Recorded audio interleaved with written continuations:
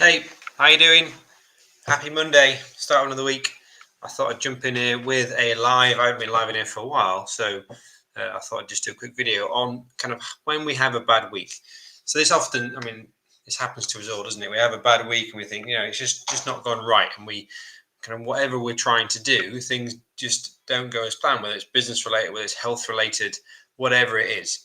And it can be hard to take, and it can throw us off track a little bit, and we don't really want that to happen, do we? We kind of beat ourselves up and we feel bad about kind of what's happened. But we can learn loads from weeks like that. We can learn a lot from when things don't quite go to plan. So why is it important? Well, we will always have struggles. So whatever happens, whatever we're trying to achieve, because I've helped people with health and fitness, so we'll always have difficulties that we might come up against. Like a good example is it's November now. It's coming to Christmas, and lots of people struggle over Christmas time to maintain their weight. They're out to kind of parties, going out, maybe eating too much, maybe drinking too much, and then we end up in kind of January in not a great place. It can also, if we, it can be hard to look back at those weeks when things aren't going right and to analyze that. But we can learn loads from bad weeks if we're brave enough to face that fear. So what we can do? So I want you to make time to assess and question whether the stories about you having a bad week are actually true. 'Cause sometimes we feel like we haven't done well, but we're not actually tracking, and maybe we're not actually looking at what actually is going on. We just kind of got this story in our head that we're telling ourselves. So I want you to make sure that you are tracking whatever metric you're trying to do. So if it's health related, if it is weight, are you tracking your weight? Are you measuring yourself every week? And again, that can be hard to face if you're in a place that you don't want to be. But it's important that you face that fear. And sometimes the hardest step is kind of going across that barrier and facing that fear. So are you tracking so you actually know whether you kind of feel bad or good, or whether it is just a feeling, and what exactly has gone wrong. So again, if it's diet related, have a think. What happened this week? Was it, well, I didn't plan well, so I started off in the morning. I was in a rush. I didn't have breakfast, which meant that I got to lunchtime and I was really hungry.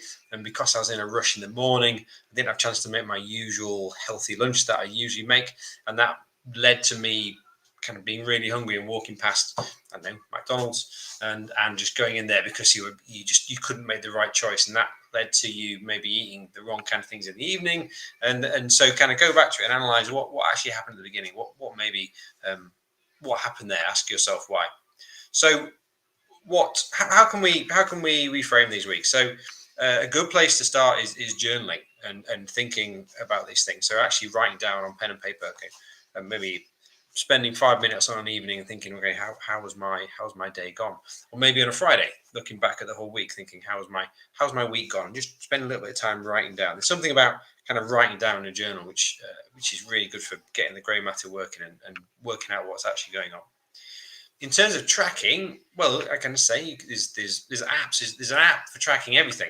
A really good one for tracking food is My Fitness Pal, but you don't need anything complicated to track.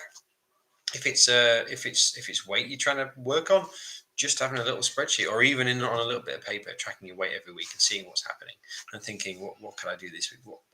What big thing? What big rocks can I move this week? Can I make some little changes? And I want you to be brave and face that fear. Face the fear. Face the thing that you're trying to change. It's important that we go across that. And sometimes that first initial, I'm going to look at the situation and face the problem I'm in, can be the biggest step. So if you are struggling, then then it's okay to get some help and ask for help. Again, say if it's health related, that's the kind of thing I do. But there's lots of people out there that could help you, and you will know someone inside your circle that could help you with the problem you've got. And like I've said a few times, facing the fear is maybe the hardest and biggest step, but the facing that fear is the first step to salvation. Okay, so that's so reframing bad weeks. These are learning opportunities. If you reframe that idea in your head, if you've had a bad week, don't beat yourself up about it. Just think, okay, sit down. What can I learn about this week? What's happened this week that's maybe put me off track? And what next week, or maybe when a similar week happens, what would I do differently? Get help if you need it in whatever shape or form that is. Think about people in your network that could help you to fix that problem, and learn from your mistakes. Failure is a good thing, I think. My wife uses the acronym first attempt in learning, and at school, when we're at school, failure, well, when we're young, we fail and we don't worry about it. I watched my daughter doing cartwheels for hours trying to do it, and she's not worrying about whether she can do a good cartwheel or not. She just wants to do a cartwheel, so she kind of gets better and better and better, but she's done that through failing. Okay, so reframe your bad weeks, they're learning opportunities. Get help if you need it, and learn from your mistakes. All right, thanks for watching. Have a good rest of a Monday, and I'll speak soon. Bye.